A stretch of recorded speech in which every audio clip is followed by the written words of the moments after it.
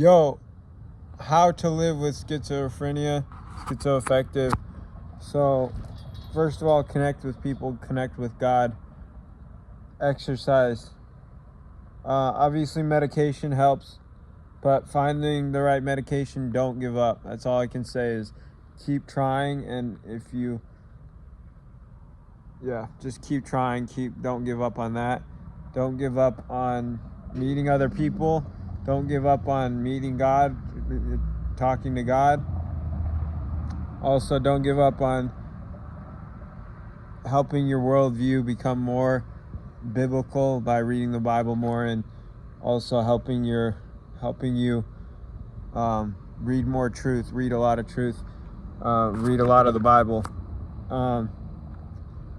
Also, deep breathing helps. Breathing through your nose, fast breathing, depending on what I don't know. My brother, you can type in Christian Honer. He has some breathing exercises you can go through, but for me, I just go through my nose and breathe through my nose when I want to change my state as quick as I can, when I'm feeling like depressed or really anxious, or thinking of harming myself. So go outside.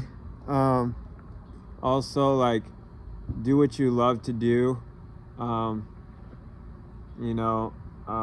If you can, make art that you're proud of. All those things contribute, you know what I mean? And serving other people as well. Getting around a community of like-minded believers, like-minded people in your life helps a lot as well. So you can do this with God's help and with other people's help. You just need to not give up, and you need to keep going to God, and you need to keep going to other people. And you can't give up on making friends with schizophrenia. You can't give up on, or schizoaffective. I've been diagnosed with schizoaffective, but you can't give up on meeting with other people. You can't give up on God, because that's going to help you a lot. So also, like, I know it's difficult for me, at least, but take showers as much as you can. It makes you feel better, and it also helps you. And also, like I said, find something you love to do. As at a young age, maybe you've been diagnosed for a week, a month, 2 years, whatever it is, 10 years, 20 years, I don't know. But find something you love to do and get good at it. And so you can build some confidence in yourself. And, don't seek out dopamine from other places that you're not going to satisfy. For example, lust, or drugs, or cigarettes, or weed, or alcohol. All that stuff, it doesn't satisfy.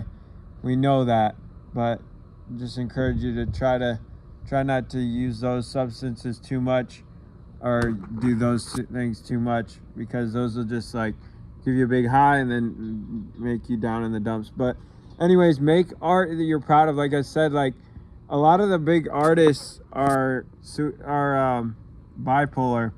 So not a lot of them, but a little bit of them are bipolar, schizophrenia, some of them. Thank you so much. God bless. Have a great day.